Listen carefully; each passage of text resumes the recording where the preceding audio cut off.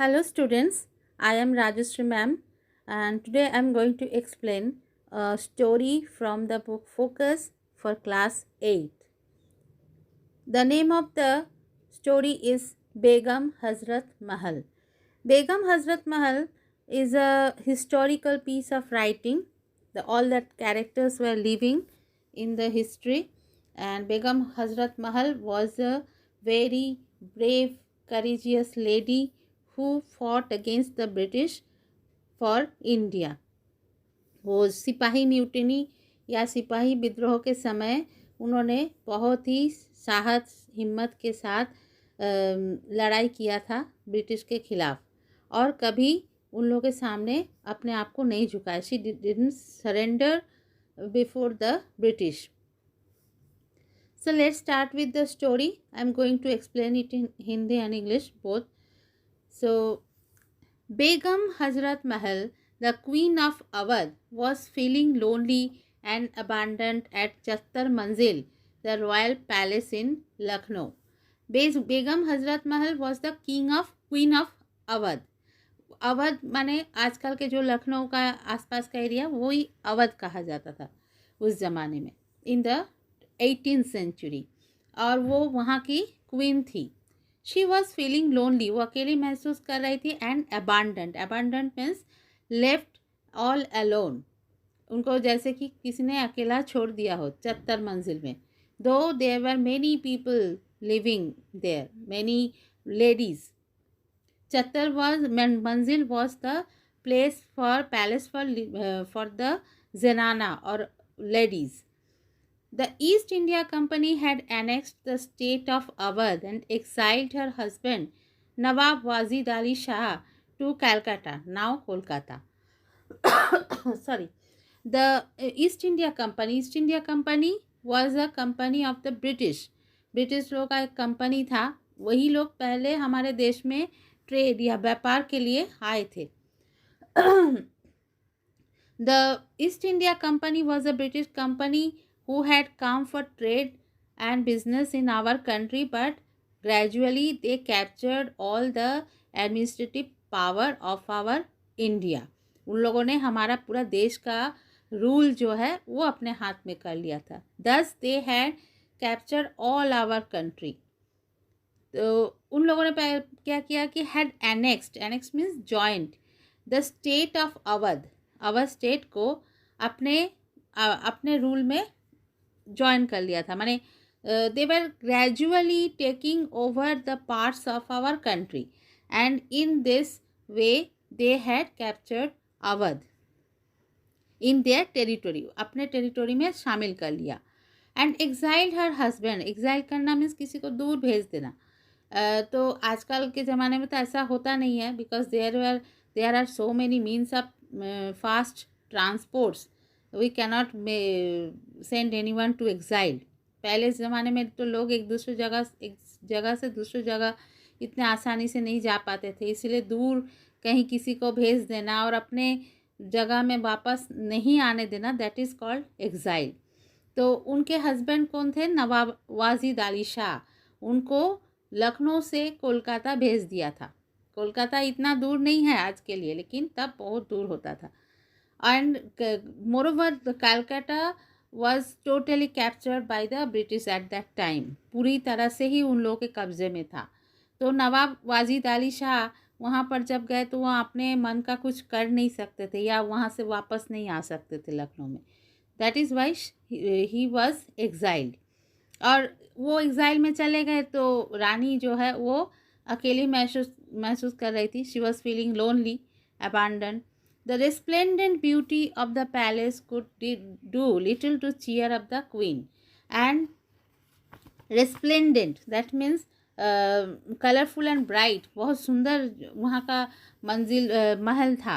The palace was very beautiful, but it could not cheer up the queen. It could not make the queen happy because she recalled the day when she was given the title of Pari, meaning fairy, and was included in the Nawab's group of dancers. Because she was recalling the day of the past, जब वो परी बनी थी. She was given the title of परी.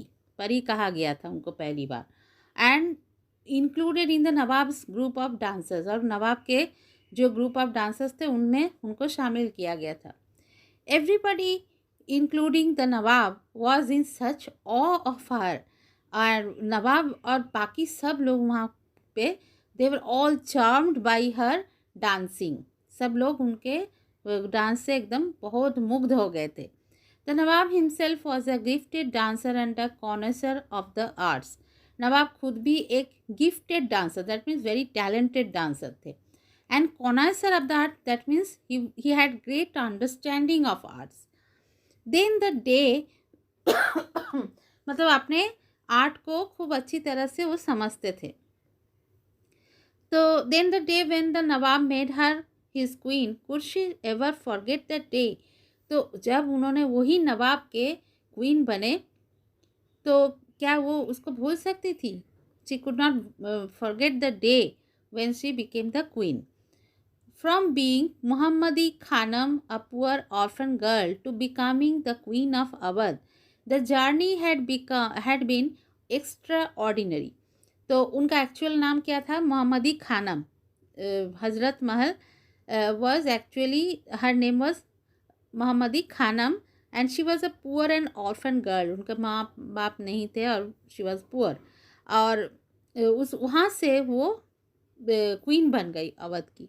The journey had been extraordinary. Journey बहुत खास था, स्वाभाविक. And today as if by another turn of fate her husband was far away and his beloved Awadh seized by the enemy. और आज के दिन में क्या हुआ? There was another turn of fate. Once she became the queen of Awadh from a very poor orphan girl, and now she her fate had turned and she became again unhappy. तो ये इसका कारण कुछ और था, क्योंकि हस्बैंड दूर थे, तो फिर से वो अनहैप्पी थे. हैप्पी से बहुत हैप्पी हुए थे और फिर से हैप्पी से अनहैप्पी हो रहे हैं. And Awadh seized by the enemy. एक तो उनके हस्बैंड दूर है और दूसरा क्या है कि Awadh was captured by the enemy. Ammi Huzur, a soft voice intruded on the Begum's thoughts as the little boy snuggled into her lap. अम्मी हुजूर, एक तो बहुत अच्छा सा सॉफ्ट सा आवाज़ सुनाई दिया. Intruded, that means entered into begum's thoughts. Begum ये सब जब सोच रही थी उसके बीच में एक तो बहुत सुंदर सा आवाज़ उनको सुनाई दिया. छोटा सा एक तो लड़का आके उनके गोदी में छिप गया. It was Bijji's Qadr, her beloved son. She hugged him close. ये उनका ही बेटा था और उन्होंने खूब अच्छी तरह से उनको लिपट लिया अपने सीने से. No, all was not lost. She thought to herself. अब वो सोचने लगी, हाँ लेकिन अभी तो सब कुछ तो नहीं खोया है, उनके पास उनका बेटा है. The British set about destroying the monuments, palaces and bazaars of Lucknow to make way for railway tracks and roads. British क्या कर रहे थे? They were destroying monuments, palaces and बाजार. जो पुराना नवाब लोगों ने जो बनाया था पैलेसेस और मॉन्यूमेंट्स, वो सब डिस्ट्रॉय कर रहे थे, तोड़ रहे थे. And they were making railway tracks and roads of their own. The zoo and the public library were also not spared. वहाँ पे पब्लिक लाइब्रेरी था, जू था, उसको भी नहीं छोड़ा गया. They were not left out. All this led to great resentment among the local population. और सभी के कारण the people were very much reluctant. Resentment means there was reluctance among them. They were वो लोग बहुत नाखुश हो रहे थे. Not content with this, they forced the ladies of the Chattar Manzil to shift to a small wing of the Kaiserbagh Palace. और they were not only satisfied with this, content means satisfied. और वो लोग क्या किए? Ladies को वहाँ पे Chattar Manzil was a very beautiful palace, big and beautiful palace, but they were shifted to a small palace of Kaiserbagh. On 29th March 1857, news reached the Begum that Mangal Pandey, a sepoy in the British Army, had shot dead a British officer at Barakpur. तो अभी इसी समय क्या खबर आया, the news had come that Mangal Pandey, we think he was the first martyr of the freedom fighting movement of India. 29 मार्च 1857 में मंगल पांडे ने क्या किया था कि एक ब्रिटिश आर्मी के एक माने ऑफिसर को मार डाले थे. ही वॉज लेटर हैंग्ड, उसके बाद उनको फांसी पे चढ़ाया गया. This was the beginning of the sepoy mutiny as the British called it, and British इसका नाम दिया सिपॉय म्यूटिनी. सिपॉय मीन्स सैनिक और म्यूटिनी मीन्स रिवॉल्ट. उन लोगों ने पहली बार रिवॉल्ट शुरू किया था हमारे देश में. For Indians it was their first war of independence, और हमारे भारतीय लोगों के लिए यही वॉर का इंडिपेंडेंस वॉर का यही पहला कदम था. Like other sepoys across India, the soldiers in Lucknow too protested against the cartridges they were being made to use in their rifles. तो और क्या हुआ, किस कारण से हुआ ये mutiny? Because there were resentment among the soldiers of all across the India. पूरे देश के सैनिकों में ये था कि प्रोटेस्टेड अगेंस्ट द कार्टिजेस.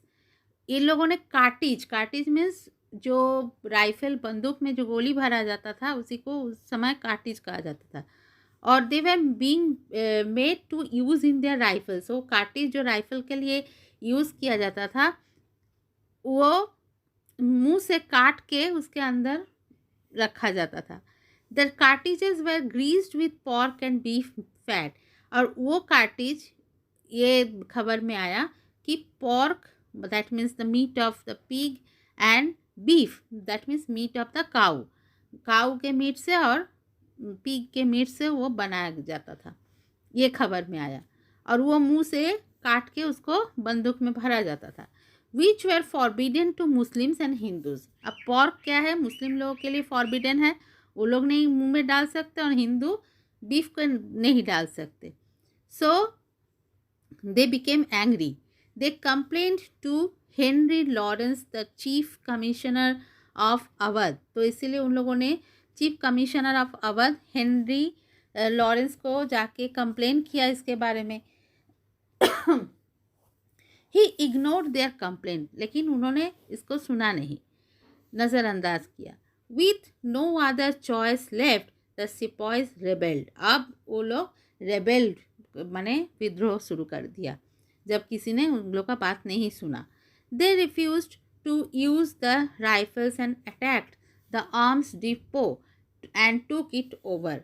अब उन लोगों ने उस राइफल को यूज़ करने को मना कर दिया, और depot means godown, arms godown, जहाँ पे आर्म्स रखा जाता था ब्रिटिश का, उसमें उन लोगों ने अटैक कर दिया. और टूक it over that means they captured it. But they were soon over powered and punished. लेकिन तुरंत उन लोगों को ओवर पावर कर दिया, माने that means they were defeated and punished. The British realise that they must be prepared to defend themselves against further assault by the rebels. अब British ने रियलाइज़ किया कि they should have better defence for themself, माने उन लोगों को बचाने के लिए और अच्छे से प्रिपेयर रहना पड़ेगा, और ताकि रेबल्स जो लोग विद्रोह कर रहे थे वो लोग, ताकि उन लोगों को कुछ कर ना सके. Assault, they could not hurt them. The officers and their families were shifted to a complex called the residency. सारे ऑफिसर्स को, ब्रिटिश ऑफिसर्स और and their family were shifted to the residency. उन लोगों को रहने का एक तो अलग जगह बना दिया गया. All houses arounded the residency were vacated and demolished, and the complex was fortified against any kind of attack. अब उन लोगों को रेसिडेंसी में शिफ्ट कर दिया गया, यहाँ तक तो बात ठीक है, लेकिन उसके साथ साथ क्या किया गया, all houses around the residency were vacated. All the houses उसके आसपास में all were vacated that means emptied. उन लोगों को पूरा खाली कर दिया गया. And demolished that means broken down. And the complex was fortified, माने कॉम्प्लेक्स में तो रहने का जगह, fortified that means protected against any kind of attack.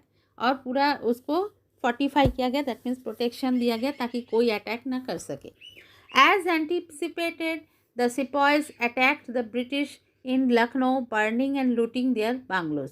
As anticipated, they had presumed, पहले से उन लोगों को अंदाज़ा लगाया था. एंटिसिपेटेड मतलब अंदाज़ा लगाया था, एक्सपेक्ट किया था कि वो लोगों को अटैक कर सकते हैं ब्रिटिश को, सिपॉयज. और ऐसे ही हुआ. The British sepoys attacked the British in Lucknow, burning and looting their bungalows. उन लोग का जो बांग्लो था सबको जला दिया, लूट कर लिया.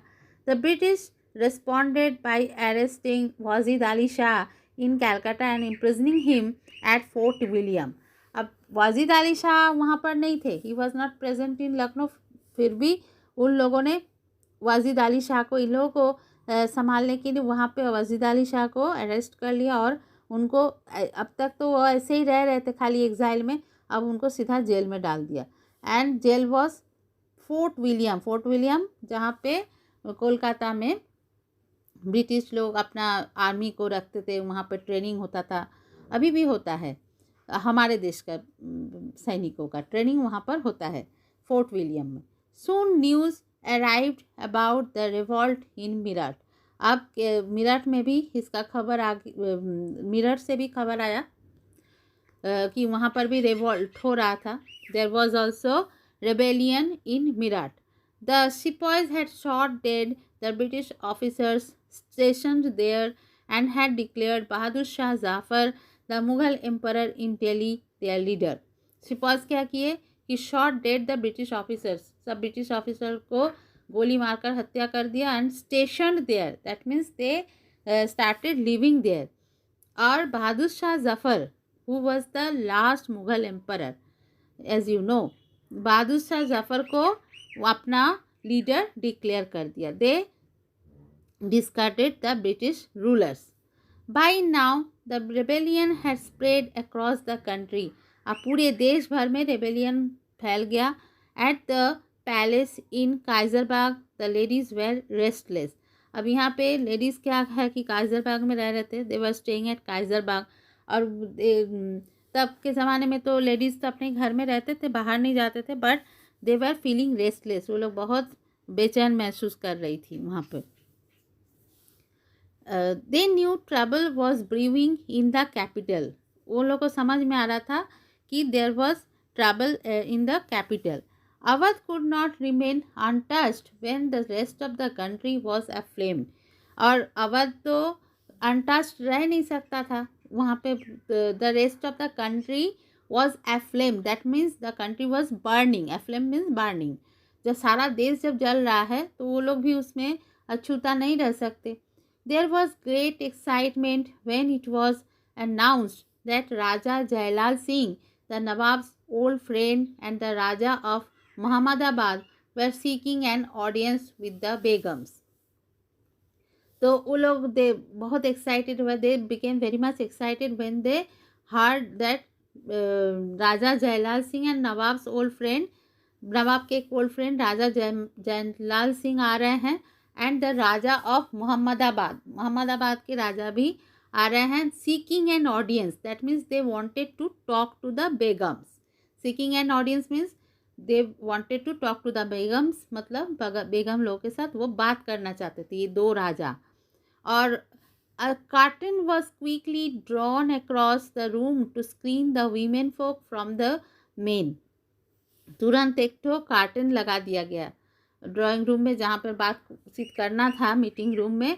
एक तो curtain, because they at that time the ladies of our country specially from the royal families use to remain in the behind the purdah. एक तो पर्दा के पीछे ही वो लोग रहती थी और किसी बाहरी आदमियों के सामने वो लोग नहीं आते थे. They did not appear before any other men than their family. तो इसीलिए तुरंत एक तो कार्टन डाल दिया गया ताकि उन लोगों को कोई देख ना सके. राजा लोग आ रहे थे. Behind it the ladies waited impatiently to hear what the two rajas had to say. अब दे वेर वेटेड इम्पेशेंटली, मतलब अधीरता से वो लोग वेट करने लगी. राजा क्या बोलेंगे, दोनों राजा है क्या बोलेंगे ये सुनने के लिए. Excellencies, We beg your pardon for intruding on your privacy, began राजा जयलाल सिंह. राजा जयलाल सिंह ने शुरू किया कि excellencies, that means royal ladies, we beg your pardon, हम लोग माफ़ी चाहते हैं for intruding on your privacy. आप लोग प्राइवेसी में रहते हैं पर्दा के पीछे, लेकिन we are entering into your privacy and for that we apologize. हम लोग apologize कर रहे हैं, माफ़ी मांग रहे हैं. We have come here to inform you about our decision to join our brothers in their fight against British rule. हम लोग यहाँ पर आए हैं, हम लोग ये डिसीजन लिए हैं कि to join our brothers, हमारे जितने भी देश में जो लोग रिवॉल्ट कर रहे हैं सब, they all are our brothers and we want to join them to fight against British rule. The British took Awadh by force. By force Awadh को ब्रिटिश लोगों ने ले लिया है. They have taken it. The British, we cannot take this insult lying down. और हम लोग इस अपमान को नहीं छोड़ सकते. We cannot ignore this insult. We will fight to the death. और हम लोग मरते दम तक लड़ेंगे. But we need a leader whom our sepoys as well as our people will accept. Someone behind whom everybody will rally. लेकिन हम लोगों को एक लीडर चाहिए. We want a leader जिसको कि सिपाही मानेंगे. The सिपाही will accept the leader. तो someone behind whom everybody will rally, जिनके पीछे पीछे सब लोग कदम बढ़ाएंगे. The Nawab, but you know he is in jail, imprisoned by the British, interrupted the eldest Begum Shahnaz. अब Shahnaz, who was the eldest Begum of Wajid Ali Shah, she interrupted. उन्होंने रोक के बोला, नवाब वो तो in jail, he is in jail and imprisoned by the British. British लोगों ने तो उनको जेल में डाल दिया. The Nawab is not with us, but the two princes are. तो इन लोगों ने फिर जवाब में बोला कि नवाब नहीं है यहाँ पे, but his princes are here. We beg you to let नौसरवान the elder prince take his place. और हम लोग आपको विनती कर रहे हैं, we are begging to you that to give नौसरवान to lead us. उनको दे दीजिए, वो हम लोग को लीड करेंगे. How dare you suggest another name while our honored ruler still lives? Begum Shahnaz asked indignantly. Indignantly, that means contemptuously, with full of hatred. She told that आप कैसे हिम्मत कर सकते हैं, हमारे रूलर जब अभी तक जिंदा है. Wajid Ali Shah was in jail, but he was still living, and that is why we cannot declare anyone else as the ruler of Awadh. बेगम शहनाज ने ये कहा. Angry cries of treason burst out from the zanana. Zanana, that means the ladies of the Nawab family. उन लोगों ने कहा कि treason, ये तो विश्वासघात है. सब लोगों ने बोलने लगा इस तरह से. The rajas found themselves in a tricky situation but held their ground. तो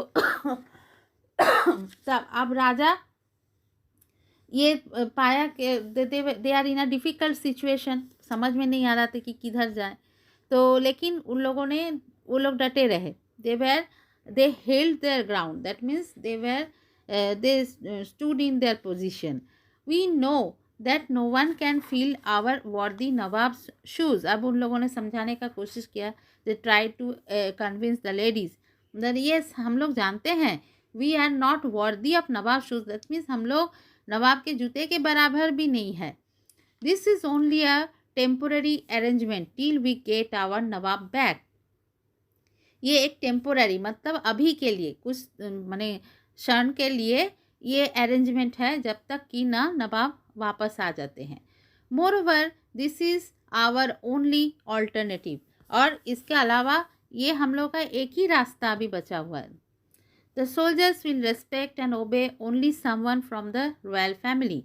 और क्योंकि सोल्जर्स विल ओनली ओबे, वो लोग खाली कोई रॉयल फैमिली के ही बिलोंग करते हैं, ऐसे लोगों को ही वो लोग They will accept the leader from the royal family. They are loyal to their nawab. वो लोग नवाब के प्रति वो लोग विश्वस्त हैं.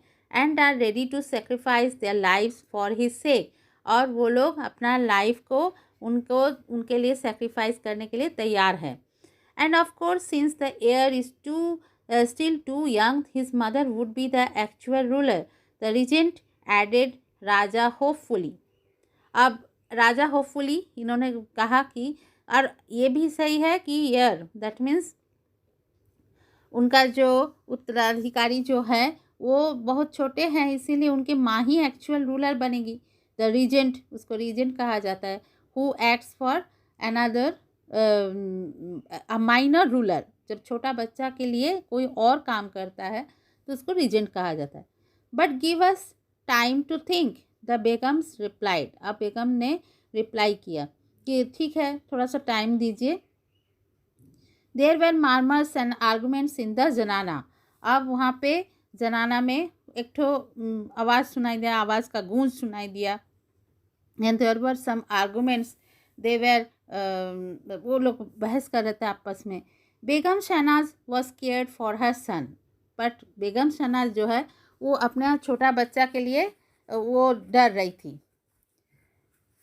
He was so young and unskilled in the art of warfare. अब वो बोलने लगी कि वो बहुत छोटे हैं और लड़ाई युद्ध में वो उनका कोई स्किल नहीं है. He is not able soldier. What if he got hurt in battle और वॉर स्किल्ड. और वो अगर बैटल में हर्ट होते हैं, that means he get wounded in the battle, and even if he killed in the battle, what will happen? She clutched her son close to herself. अब उन्होंने अपने सन को अपने तरफ खींच लिया. Suddenly a voice rang out. अब इसी समय एक तो आवाज़ सुनाई दिया. I accept the proposal. My son Prince Birjis Qadar will be happy to serve Awadh. तब उस समय वो आवाज़ बोला कि आई एक्सेप्ट द प्रपोजल. मैं ये प्रस्ताव को मंजूर करती हूँ और मेरा बेटा बिरजिस कदर सर्व करेगा अवध के लिए. He will serve for the Awadh. It was Begum Hazrat Mahal eager to join the war against the enemy who had jailed her husband. अब इसके बाद बेगम हजरत महल ईगर थी. She was ready to rebel against the enemy, take revenge against the enemy. जो उनके husband को jail में डाल दिया था वो उसका बदला लेना चाहती थी. But he is too young, just 11, a child. The rest of the ladies protested. अब बाकी सब लेडीज़ प्रोटेस्ट करने लगी, लेकिन वो तो बहुत छोटा बच्चा है, सिर्फ 11 साल का. Hazrat Mahal remained adamant. But Hazrat Mahal was firm in his position. Adamant means वो वहाँ पर डटी रही. And fighting is the only choice we have. और बोलने लगी कि अब लड़ाई करना ही हम लोग के लिए एक रास्ता बचा हुआ है. We have been passive for too long. हम लोग बहुत दिन तक चुप बैठे रहे. Passive means we did not act. Expecting justice from the British. और हम लोग ऐसे ही ब्रिटिश से न्याय की उम्मीद लगाते रहे. Now we know better. They only want our wealth. अभी हम लोग जानते हैं कि वो सिर्फ हमारे वेल्थ को चाहते हैं. It is time we drove them away. और अभी समय है जिस समय कि हम लोग को उन लोगों को भगा देना चाहिए. With your help, राजा साहिबान, my son and I are ready to fight. और राजा साहिबान, हम लोग आपके मदद से और मैं और मेरा बेटा हम लोग लड़ने के लिए तैयार है. Begum Shahnaz felt relieved. आप बेगम शहनाज को अच्छा लगा. She felt relieved because her son was spared. माने उनके बेटे को अब छोड़ दिया गया, इस सब झमेले में नहीं पड़ने दिया गया. And rajas bowed and left the hall. अब राजा चले गए बाव करके. Next day prince Birjis was led in a procession to Baradari where he was crowned nawab. अब अगले दिन ही उनको नवाब डिक्लेयर किया गया. He was crowned as nawab in Baradari. A 21 gun salute boomed out the announcement. अब इसके लिए 21 तोपों का सैल्यूट किया गया, गन सैल्यूट किया गया. बेगम हजरत महल stood erect and proud beside her son. अब एक बेगम हजरत महल उनके बेटे के पास खड़ी रही. She was very proud of him. She was declared regent who would rule Awadh on behalf of her minor son. और उनको regent डिक्लेयर किया गया जो कि अपने बच्चे के लिए वो रूल करेगी. The crowd road it's approval. अब पूरा लोग सब इस बात को अप्रूव कर दिए. The all the people had approved this happening. Hazrat Mahal discarded her purdah and took control of the state and the army. अब उन्होंने अपना पर्दा को हटा दिया. She was no longer behind the curtain, क्योंकि उनको तो सामने आना ही पड़ना था, क्योंकि वो वही रूल करेगी अब राज्य के ऊपर. तो and she restored the rights of the taluqdars, return their villages and change the unfair rules made by the British. अब उन्होंने क्या किया कि जितने भी taluqdars, that means zamindars who held lands and collect taxes for the rajas, raja के लिए टैक्स कलेक्ट करते थे और कुछ माने उस जगह को, कुछ लैंड को वो लोग रूल करते थे, तालुकदार्स और ज़मींदार. तो उन लोगों का जितना राइट्स था, जो अधिकार है था, वो सब ब्रिटिश लोगों ने छीन लिया था. They snatched away all the rights of the taluqdars before, but Hazrat Mahal had given all the rights back to them. उन लोगों को सारा अधिकार वापस दे दिया गया. Return their villages and change the unfair rules made by the British. और उन लोगों को उनका गांव भी वापस कर दिया गया, और जितने भी उन लोगों के खिलाफ गलत कानून बनाया गया था ब्रिटिश के द्वारा, सब ख़त्म कर दिया गया. She called a meeting of her army chiefs, wazirs and courtiers to plan battle strategies. अब उन्होंने सारे army chiefs, wazirs that means ministers and courtiers माने all the nobilities who were present in her court. जो भी कोर्ट में, राजा के court में जो लोग रहते हैं, नोबल पीपल, उन लोगों को कोर्टियर कहा जाता है. सबको उन्होंने बुलाया और एक बैटल स्ट्रैटेजी बनाया, मतलब रणनीति बनाया. Such meetings were held every day now. अब ऐसा मीटिंग हर रोज़ शुरू हो गया. Her soldiers soon attacked the residency at Lucknow, attempting to blow it up. अब पहला काम उन लोगों ने क्या किया? First they attacked the residency where the British officers took refuge. Officers and their family took refuge. जहाँ पे उन लोगों ने शेल्टर लिया था, उसको ब्लो अप करने के लिए, मतलब पूरा उड़ा देने के लिए उन लोगों ने अटेम्प्ट किया. They tried to blow it up. Hundreds were killed, but the British beat them back. बहुत सारे माने 100-सैकड़ों लोग मारे गए, लेकिन फिर भी ब्रिटिश लोगों ने हार नहीं माना. उन लोगों ने भी फाइट दिया.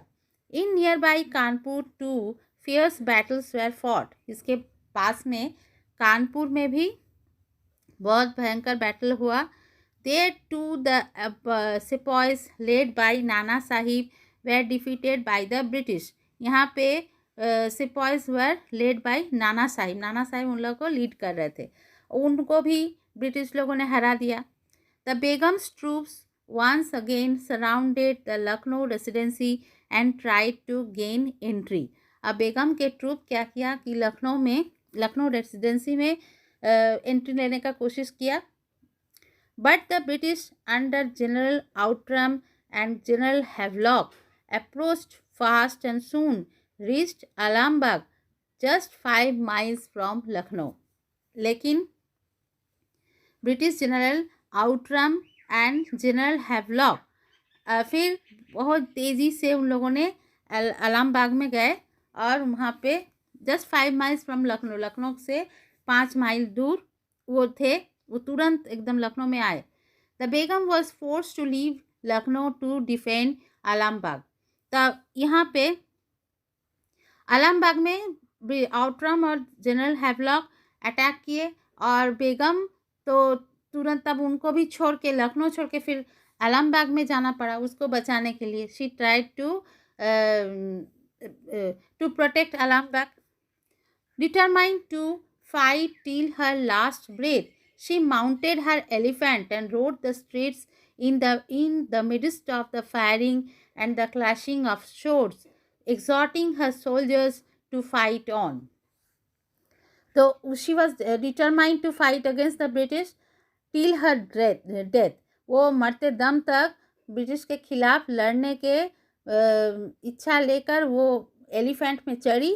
और उसके बाद पूरा जब सारे रास्ते भर में फायरिंग और क्लैशिंग ऑफ सोर्ड्स, मैंने तो समझ सोर्ड से भी लड़ाई होता था, तो वो सब हो रहा था. उसी के बीच में ही वो अपना जान का परवाह किए बिना वो एलिफेंट में चढ़ के और फिर आलमबाग की तरफ गई. And exhorting her soldiers, that means she was encouraging her soldiers. तो फाइट करने के लिए इनकरेज भी कर रही थी और खुद भी लड़ रही थी. The battle lasted for 3 days. 3 दिन तक वो बैटल चला. On 23rd September Alambagh was captured by the British. और 23rd September में लेकिन ब्रिटिश लोगों ने आलमबाग को कैप्चर कर लिया. British troops now marched through Lucknow to rescue their officers and their families in the residency. अब ब्रिटिश ट्रूप क्या किए कि लखनऊ में फिर अपना रेसिडेंसी में आए उन लोगों को बचाने के लिए, अपने फैमिलीज एंड ऑफिसर्स को. They met with fierce resistance. तो वो लोगों, लेकिन वहाँ पे भी पूरा रेजिस्टेंस उनको मिला. They were clashes there were clashes on every street of Lucknow. जितने भी लखनऊ के लोग थे सब लड़ाई में जुट गए थे. They were all gather together to fight against the British. और इसीलिए उन लोग को फियर्स रेजिस्टेंस मिला, माने एकदम भयंकर तरह से उन लोग को रोकने का कोशिश किया गया. When they did reach the residency and made their way in, they found themselves surrounded by the rebels.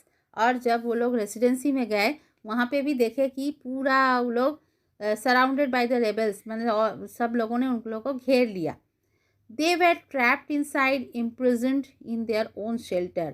अब उल्टा हो गया. In their own shelter they were trapped. वो लोगों को पकड़ लिया गया अपने ही शेल्टर में. सब लोगों ने उन लोगों को घेर लिया. Lucknow became the rallying point for thousands of soldiers who began gathering there to join the battle. अब उसके बाद रैलिंग पॉइंट, वहाँ पे सारे लोगों का मीटिंग प्लेस बन गया वो जगह लखनऊ. माने हज़ारों सोल्जर्स वहाँ पर आ रहे थे लड़ने के लिए. Greatly alarmed the British in Calcutta dispatched Sir Colin Campbell with 5,000 soldiers to help their fellow men stranded inside the residency. अब इससे डर के ब्रिटिश कोलकाता से सर कोलिन कैम्पबेल को वहाँ पर भेज दिया. He was sent with 5,000 soldiers to Lucknow to help their fellow men. British लोगों को हेल्प करने के लिए उनको भेज दिया. Who was, तो ब्रिटिश लोगों का हालत क्या था? Stranded. That means उन लोगों को माने they were trapped inside the residency. That stranded मतलब ट्रैप. वहाँ पे वो लोग फंस चुके थे रेसिडेंसी में. उन लोगों को बचाने के लिए सर कॉलिन कैम्पबेल वहाँ पर आए. The rebels continued to fight relentlessly encouraged by Begum Hazrat Mahal and other commanders. और उसके साथ यहाँ पे तो रेबल्स थे who were fighting relentlessly. That means without any break, relentlessly वो लोग लड़े जा रहे थे. और all were encourage by Begum Hazrat Mahal and other commanders. The Begum ordered her soldiers to fortify Kaiserbagh and put up strong barricades on every street. और यहाँ पे जैसे कि the British took shelter in Residency and thus the काइजरबाग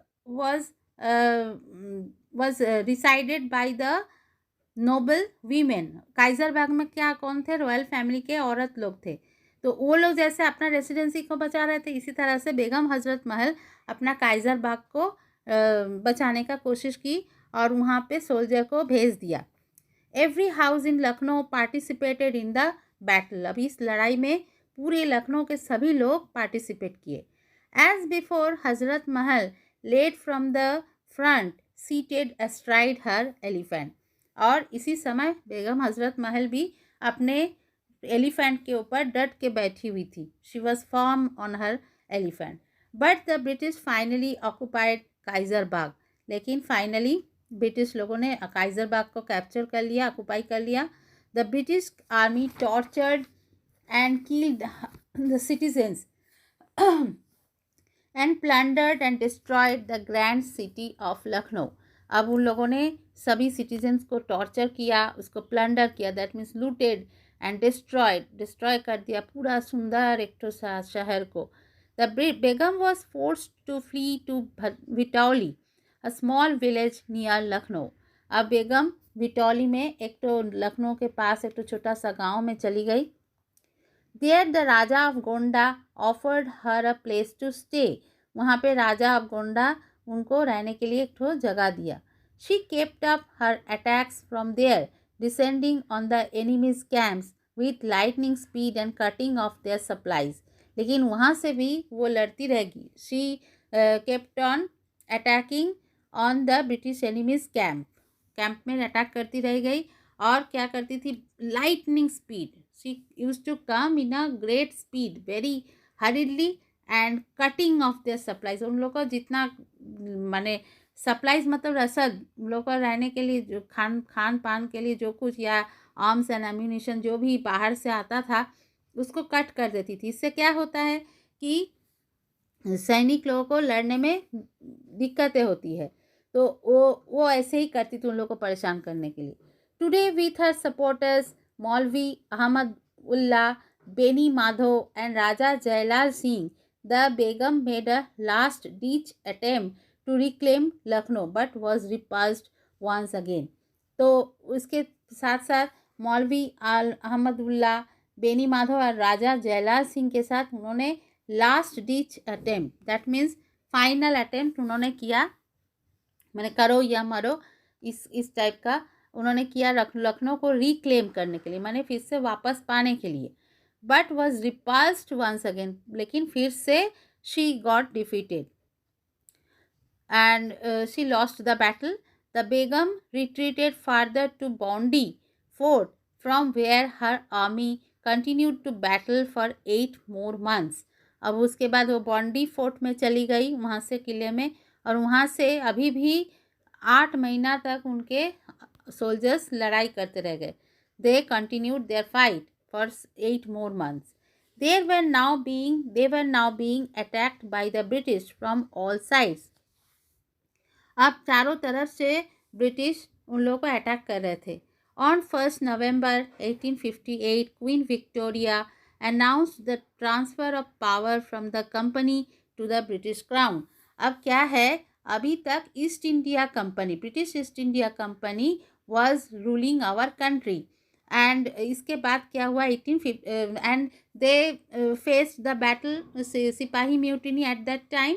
and इतना वो भयानक था, वो लोग संभाल नहीं पा रहे थे. तो इसीलिए the queen Victoria, the actual queen of England और Britain, had took the power of all our country and of the company, East India Company, and so we became the subjects of British Empire. हम लोग actual अभी तक सिर्फ British East India company हम लोग के ऊपर रूल कर रहे थे. अभी हम लोग पूरी तरह से ब्रिटिश रूल एम्पायर के अंडर में चले गए. तो ब्रिटिश क्वीन विक्टोरिया ले ली पूरा power. All rebels were to be forgiven if they gave up arms. और ये डिक्लेयर किया कि अगर सब लोग अपना आर्म्स छोड़ देते हैं, दैट मीन्स सरेंडर कर देते हैं, दे वुड बी फॉरगिवन, उन लोग को माफ़ कर दिया जाएगा. The British sent a message to the Begum to surrender.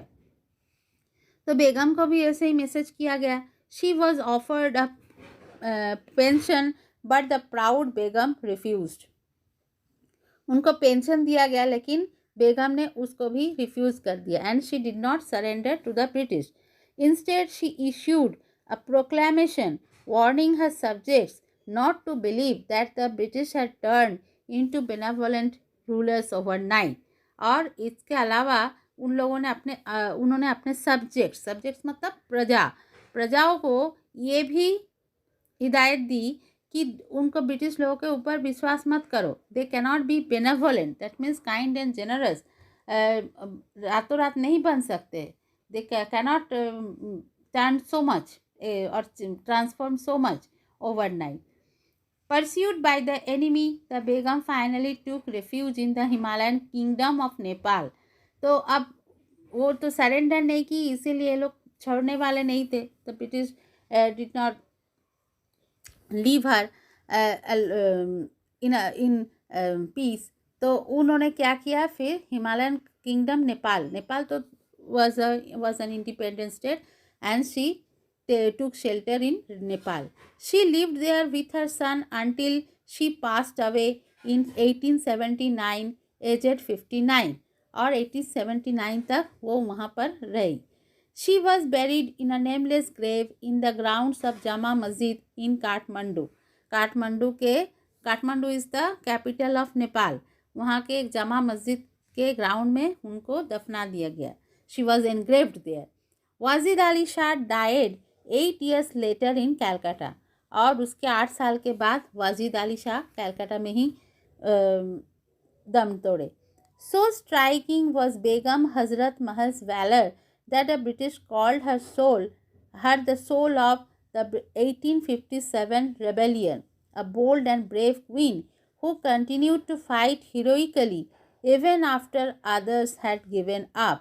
और बेगम हजरत महल को इसीलिए she was so brave, so courageous, तो उन लोगों को ब्रिटिश लोगों ने भी सोल ऑफ द माने मेन आत्मा 1857 का जो रेबेलियन हुआ था, सिपाही मिटनी, उसका आत्मा कहा. Bold and brave queen who continue to fight heroically, जो उन्होंने आखिरी दम तक उन लोगों के खिलाफ लड़ाई किया था. Even after others had given up, जबकि दूसरे लोगों ने उस समय गिव अप कर दिया था. That means left the battle. तो उन्होंने लेकिन ये नहीं किया. So this is the full explanation of this story, and one thing you should remember that this story is written by Nilima Sinha. And if you have any difficulty in understanding the explanation, then you can ask it in the comment box. Thank you, students.